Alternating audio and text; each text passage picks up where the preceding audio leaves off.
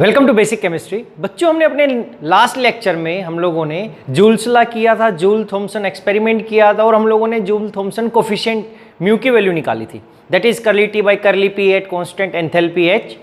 तो आज हम इस अपने लेक्चर के अंदर हम जूल थॉमसन कोफिशिएंट जो म्यू निकाला था हम लोगों ने, उसका हम रिलेशनशिप देखेंगे अदर थर्मोडायनेमिक क्वांटिटीज के साथ, like heat capacity eight constant pressure. फिर हम उसकी आइडियल गैस के केस में हम वैल्यू निकालेंगे कि जूल थॉमसन कोफिशिएंट की क्या वैल्यू होगी आइडियल गैस के केस में, और सिमिलरली हम इसकी वैल्यू निकालने की कोशिश करेंगे in case of real gas in terms of van der Waals constant जो हम ए और बी निकालते हैं। लेट्स बच्चों, हम लोगों ने पढ़ा था कि जो जूल थॉमसन कोफिशिएंट है, जूल थॉमसन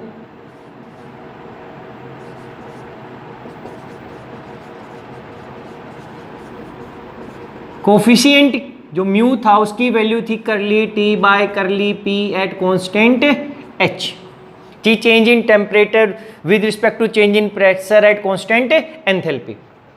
अब हमें ये भी पता है कि जो हमारे पास एंथैल्पी आता है बच्चे, हमारे पास एंथैल्पी है, H is a function of, we can write H is a function of temperature and pressure, क्योंकि जैसे हमें पता था जो इंटरनल एनर्जी था वो फंक्शन था किसका, टेम्परेचर का और वॉल्यूम का, क्योंकि हमें पता था कि हमारे पास ये इंटरनल एनर्जी तो था, क्यू हीट से ऊपर भी अफेक्ट कर सकता था, हीट और टेम्परेचर का डायरेक्ट रिलेशन है तो हमने टी यूज किया, ये वर्क के ऊपर डिपेंड करता तो हमने वी यूज किया। लेकिन अब हमें याद रखना है कि जो एंथैल्पी ये तो क्या है, हीट एट कांस्टेंट प्रेशर ही है जो रिलीज होता है, तो इसका मतलब टेम्परेचर पे रहेगा, और किस पे हम प्रेशर का टर्म यूज करते तो ये किसका फंक्शन है, प्रेशर का। तो अब हमें पता है अगर मैं डिफ्रेंशिएट कर दूंगा तो हमें क्या पता चलेगा, यहां से D H is equals to, we can write curly h upon curly t at constant p into D T plus curly h upon curly p at constant t into D P.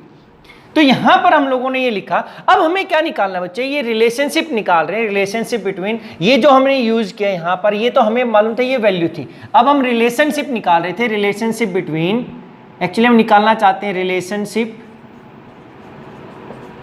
Between mu and other thermodynamic parameters या quantities. अगर हमारे exam में ये question आता है what is the relationship between mu and other thermodynamic quantities, फिर हम यहां से स्टार्ट करेंगे। We know H is a function of temperature and pressure. अगर मैं इसका डिफरेंशिएट करता हूं तो D H is equals to curly H by curly P T D P plus curly H by curly T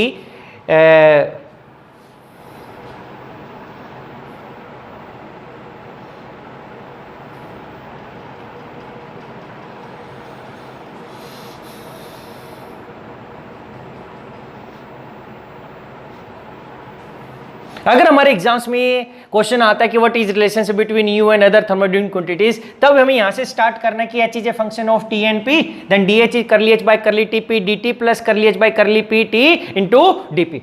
अब हम लोगों ने क्या देखना बच्चे कि हमें पता है कि इन जूल थॉमसन एक्सपेरिमेंट क्या था, D H is zero, because Joule Thomson जो डी एच की वैल्यू थी हमारे पास वो क्या था, zero, because it is an isoenthalpic process, it is isoenthalpic process. अगर ये आइसो एंथैल्पिक था तो डी एच की वैल्यू क्या होगी, जीरो। तो अब यहां पे मैं क्या कर सकता हूं, जीरो इज इक्वल्स टू यानी curly H upon curly T P D T plus curly H upon curly P T D P equals to zero. अब हमें क्या इंट्रोड्यूस करना है, हमें इसका रिलेशनशिप निकालना है म्यू का। तो अबे हमें इसका म्यू हमें इंट्रोड्यूस करना है इस इक्वेशन में, तो हमें कैसे करेंगे, हमारे पास क्या t by P at H, तो मेरे को t को p से डिवाइड करना है कांस्टेंट h। तो अब यहां पे हमारे पास t तो है लेकिन p नहीं है डिवाइड में, तो हम क्या करेंगे, डिवाइड इसको, अगर मैंने इक्वेशन, अगर हम बोलते हैं इक्वेशन 1 तो हम क्या बोलेंगे, divide this equation by dp at constant h, क्योंकि हमारी कांस्टेंट एंथैल्पिक प्रोसेस था, कांस्टेंट तो क्या करेंगे, तो ये क्या बनेगा, करली h upon curly T P. अब dt को मैं क्या लिख सकता हूं, करली t upon curly P H plus curly h upon curly P T, और यहां से dp बाई dp तो क्या हो जाएगा, कैंसिल आउट, h की हमें रिक्वायरमेंट ही नहीं, this is equals to zero. अब देखो क्या हुआ, curly T by curly P H क्या हो गया, हमें पता है ये तो क्या है म्यू, क्योंकि हमें पता है म्यू इज इक्वल्स टू करली T by curly P H, तो मैं इसकी वैल्यू पुट अप कर सकता हूं। और एच बाई पी टी क्या था, हमने क्या किया था, heat capacity eight constant pressure, वो क्या निकला था, करली H upon curly P at constant T, sorry, और हमारे पास हम लोगों ने सीपी क्या किया था,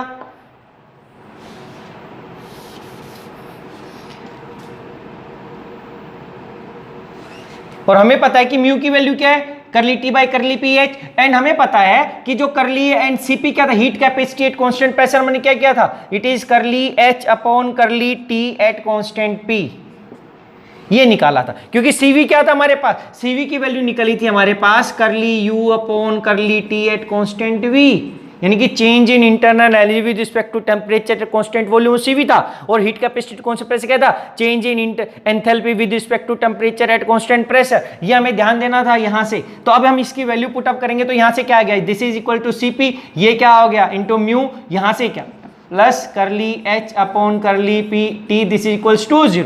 इस टर्म को मैं इस साइड लेके आऊंगा तो क्या बनेगा, mu into CP, this is equals to minus curly H upon curly P T, और मैं सीपी को इस साइड लेकर आऊं तो म्यू क्या आ गया, mu equals to -1 upon CP curly H upon curly P T. तो हमारे पास ये रिलेशन आ गया कि जो जूल थॉम्सन कोफिशिएंट है which is equals to -1 upon CP curly H upon curly P T. अगर अब हम क्या करेंगे, हमें आइडियल गैस के लिए इसकी वैल्यू निकालेंगे, तो आइडियल गैस के लिए वैल्यू निकालें तो हमें इसकी वैल्यू पुट अप करनी है इक्वेशन में, करली H upon curly P T में। तो अब हम आइडियल गैस के लिए इसकी वैल्यू निकालते हैं, तो ये हमारे पास रिलेशनशिप आ गया, तो ये हमारे पास रिलेशनशिप आ गया म्यू का सीपी के साथ, mu is equals to -1 upon CP curly H upon curly P T. बच्चों फिर हमारे पास आता है Joule Thomson coefficient, Joule Thomson coefficient for ideal gas. तो हम आइडियल गैस के लिए इसकी वैल्यू निकालना चाहते हैं, तो हमें पता है कि म्यू इज इक्वल्स टू क्या हो गया, -1 upon CP curly H upon curly P T. ये हम लोगों ने इसका फॉर्मूला निकाला था अभी। फिर हमें पता है कि H इज इक्वल्स टू क्या होता है, U प्लस पी वी। फिर हमारे पास म्यू इज इक्वल्स टू, अगर वैल्यू पुटअप कर देंगे तो क्या होएगा, -1 upon C P curly U upon curly P T plus करली P V upon curly P T. अब यहां पे हमें क्या करना है, अगर मैं इस टर्म को v से ही मल्टीप्लाई कर दो और v से ही डिवाइड कर दो तो क्या आएगा, mu is equals to -1 upon C P curly u upon curly v t and curly v upon curly p t। हमने क्या किया, इस टर्म को v से ही डिवाइड कर दिया और v से ही क्या कर दिया, मल्टीप्लाई। अगर करेंगे इसको कैंसिल आउट करेंगे तो यही टर्म बन जाएगा प्लस करली P V upon curly P T.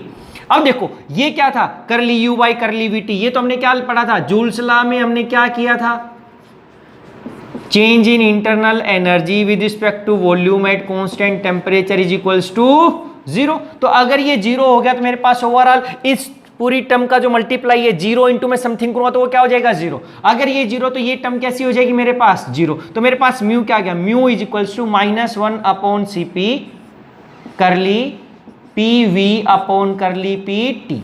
देखो फॉर एन आइडियल गैस हमें पता है अगर आइडियल गैस है पी वी इक्वल्स टू क्या होता है आर टी।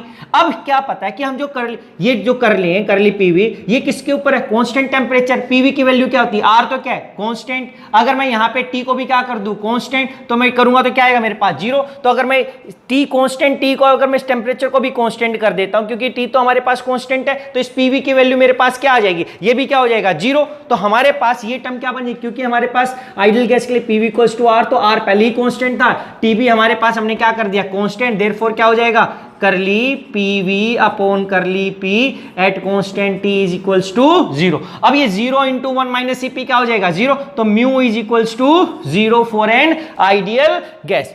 क्या मीनिंग है इसका, mu equals to 0 for an ideal gas? हमने बोला था कि ना तो वहां पे हीटिंग होगी ना ही कूलिंग होगी। क्यों नहीं होगी बच्चे? देखो, जब हमने एक्सपेरिमेंट किया था, हमने पोरस प्लग से हमारी गैस के हाई प्रेशर से, ये हाई प्रेशर था, ये लो प्रेशर था, P1 से P2 था, अब हमने गैस को एक्सपेंड कराया, तो हमारे पास क्या होता है, गैस के अंदर यहां पे जब एक्सपेंशन हुआ तो हम बोलते हैं कि यहां पे गैस का एक्सपेंशन हो गया, तो हमारे गैस के अंदर क्या बोलते हैं, आइडियल गैस के अंदर हम बोलते हैं कि इसके अंदर जो इंटरमोलिक्यूलर फोर्स ऑफ अट्रैक्शन होता है, इंटरमोलिक्यूलर फोर्स ऑफ अट्रैक्शंस जो होते हैं वो होते हैं नेग्लिजिबल, नो, 0 के इक्वल होता है, नेग्लिजिबल। तो यहां पे वर्क कैसे कर रही थी दूसरी गैस से? जब एक्सपेंड कर रही थी तो जब वो गैस के पार्टिकल्स दूर दूर, मोलिक्यूल दूर दूर जाएंगे तो क्या करेंगे, इस इंटरमोलिक्यूलर फोर्स ऑफ अट्रैक्शन को क्या करेंगे, ओवरकम करने के लिए उनको एनर्जी रिक्वायरमेंट थी, तो एनर्जी लग रही थी, इसलिए उनकी ओवरऑल क्या हो रही थी, एनर्जी डिक्रीज। यहां पे इनके बीच में कोई फोर्स ऑफ अट्रैक्शन नेग्लिजिबल है ही नहीं, तो मोलिक्यूल पास हो या दूर जाए तो कोई एनर्जी कंज्यूम नहीं करेंगे। तो उन्होंने क्या किया, कुछ एनर्जी ही यूटिलाइज नहीं की, तो उनकी एनर्जी पहले ही क्या थी, सेम, तो एनर्जी यूटिलाइज नहीं की, तो इसका मतलब क्या हुआ, उसकी इंटरनल एनर्जी में कोई चेंज ही नहीं आएगा। अगर ये कोई चेंज ही नहीं आया तो हमने यही दिखाया है कि अब जब कोई चेंज नहीं आएगा तो ना इधर वो हीटिंग शो करेंगे ना ही कूलिंग, क्योंकि अगर इनकी एनर्जी इंक्रीज होती तो क्या होता, हीटिंग, एनर्जी डाउन होती तो क्या दिखाता है, कूलिंग। अगर कोई चेंज ही नहीं है तो इसका मतलब ना इधर कूलिंग नॉर हीटिंग। तो आइडियल गैस का जो जूल थॉमसन कोफिशिएंट होता है वो ऑलवेज किसके इक्वल होता है, 0। इसके बाद हमारे पास आता है Joule Thomson coefficient for real gas in terms of van der Waals constant, क्योंकि आइडियल जो रियल गैस है वहां पे दो कांस्टेंट आ जाते हैं ए और बी, तो हम यू को ए और बी की टर्म में वैल्यू, इसकी यू की वैल्यू ए और बी की टर्म्स में निकाल कर देखते हैं कि क्या आती है बच्चे। इसके बाद हमारे पास आता है Joule Thomson coefficient, Joule Thomson coefficient in terms of van der Waals constant. ये वंडरवाल कांस्टेंट है हमारे पास, तो ये कोफिशिएंट वंडरवाल कांस्टेंट के केस ये कब अराइज होता है, जब हम रियल गैस लेते हैं। देखो, इसको ड्राइव करने से पहले हमें दो चीजें याद रखनी कि हमारे पास एक थर्मोडायनेमिक रिलेशन होता है जिसका हम यूज करने वाले, वो कहता है V इज इक्वल्स, यहां पे V is equals to T curly V upon curly T P plus curly H upon curly P T। ये एक थर्मोडायनेमिक फंक्शन है, हम इसका यूज करेंगे। एक्चुअली क्या करना है, हमें इस V बाई टी पी की वैल्यू निकालना चाहते हैं। वो इसलिए निकालना चाहते हैं क्योंकि हमने जूल थॉमसन कोफिशिएंट की वैल्यू निकाली थी, this is equals to -1 upon C P curly H upon curly P T। तो हम इसकी वैल्यू पुटअप कर दें, अगर V बाई टी पी की वैल्यू पुटअप कर दे तो हमें ये वैल्यू निकल जाएगी H बाई पी टी, और हम इसको पुटअप करेंगे तो हमें U की वैल्यू मिल जाएगी। अब हम इसको आइडियल गैस इक्वेशन लेके नहीं करेंगे, हम रियल गैस इक्वेशन लेके इस V बाई टी पी की वैल्यू निकालेंगे। देखो, हमारे पास रियल गैस इक्वेशन क्या थी, हमारे पास है P plus A upon V square V minus B, this is equals to RT। अगर हम इसको ओपन करें तो क्या आएगा, PV ओपन करके minus PB plus A V upon V square, एक V से V कैंसिल आउट हो जाएगा, minus AB upon V square, this is RT। हमें पता है A और B कांस्टेंट और ये बहुत छोटे नंबर होते हैं, तो A and B are very small. अगर ये वेरी स्मॉल है और हमारे पास V स्क्वायर क्या है, वेरी लार्ज, क्योंकि हमारे पास इसकी जो वॉल्यूम है वो ज्यादा है, तो मैं इस टर्म को क्या कर सकता हूं, नेग्लेक्ट। तो इस टर्म को हमने क्या कर दिया, neglect. So we can neglect A B upon V square, क्योंकि हम जब छोटे नंबर को बहुत बड़े से डिवाइड करेंगे तो नेग्लिजिबल आ जाएगा। तो हमारे पास क्या है, P V minus P B plus A upon V equals to R T. तो मैं यहां से पी वी के इक्वल क्या आ जाएगा, P V equals to R T plus P B minus A upon V. अब यहां से हम क्या करेंगे, PV था हमारे पास, इस V की वैल्यू को निकालूंगा। अगर मैं V की वैल्यू को निकालता तो मेरे पास, अब देखो, इस V की वैल्यू को निकालने से पहले यहां पर भी एक V है, तो हम एक थर्मोडायनेमिक रिलेशन का यूज करेंगे। We know PV equals to RT, तो यहां से V क्या आ जाएगा, RT बाय P। तो मैं इस वैल्यू को यहां पे पुटअप करूंगा ताकि मैं एक ही V की वैल्यू निकालूं, तो दो टर्म इकट्ठी ना करनी पड़े हम लोगों को। तो क्या आएगा, PV equals to RT plus P B minus A upon R T into P.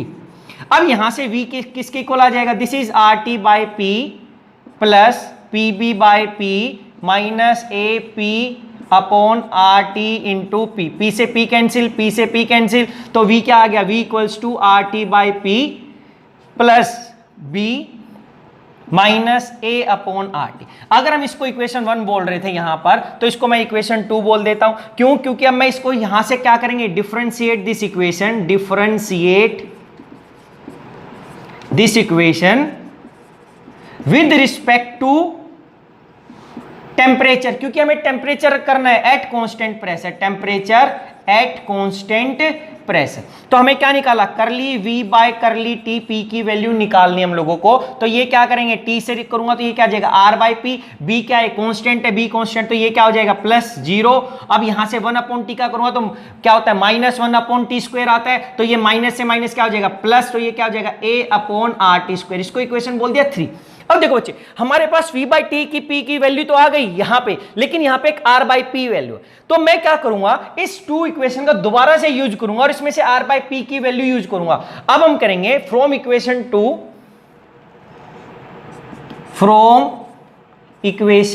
2 we can find out value of r by P. तो यहां से क्या होगा, अगर मैं आर टी बाई पी को लिखता हूं तो क्या होगा, R T by P this is equals to V minus B upon A upon R T. अब क्या होगा, अगर आर बाई पी हो गया तो क्या हो गया, R by P equals to V minus B by T कर सकता हूं, क्योंकि इसके नीचे भी टी आएगा, यहां पे भी टी, नीचे कर दिया plus A upon R T square. इसको बोल दिया इक्वेशन 4। अब मैं इक्वेशन 4 को क्या करूंगा इसमें, अब हम करते हैं पुटिंग द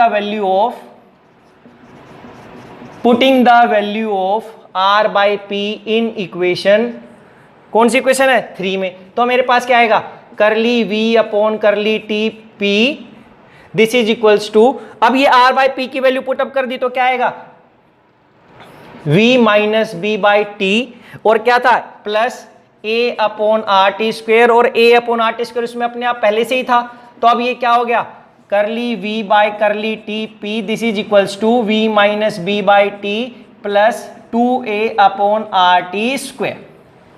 ये आ गया हमारे पास। अब हम इस वैल्यू को क्या कर सकते हैं, उसमें पुट कर सकते हैं उस इक्वेशन के अंदर, या मैं इसको क्या करूं, जो नीचे t था हमारे पास ये 2 स्क्वायर t, इसको t को यहां पे लिया तो क्या आएगा, t curly v by curly T P equals to v minus B plus 2a upon R T. अब मैं इसको इक्वेशन बोल दिया मैंने, 4 हो गया था 5। अब हम क्या करेंगे, we put the value of T curly V by curly T P in our thermodynamic relation. इसका नाम हम बोल सकते हैं कुछ भी, हमने बोल दिया ए, and putting the value of, हम बोलेंगे putting the value of T curly V by curly T P in thermodynamic relation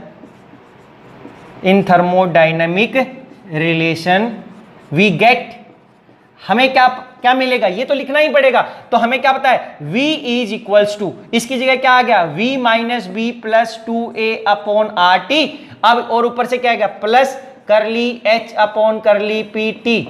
अब मैं इसकी वैल्यू निकालूंगा तो यहां से क्या हो जाएगा, तो ये v से v क्या आ गया, curly h upon curly P T this is equals to v minus v plus b minus 2a upon R T, V से वी कैंसिल, तो मेरे पास क्या आ गया, इसकी वैल्यू आ गई हमारे पास, करली H upon curly P T की क्या आ गई, b minus 2a upon R T, and putting the value of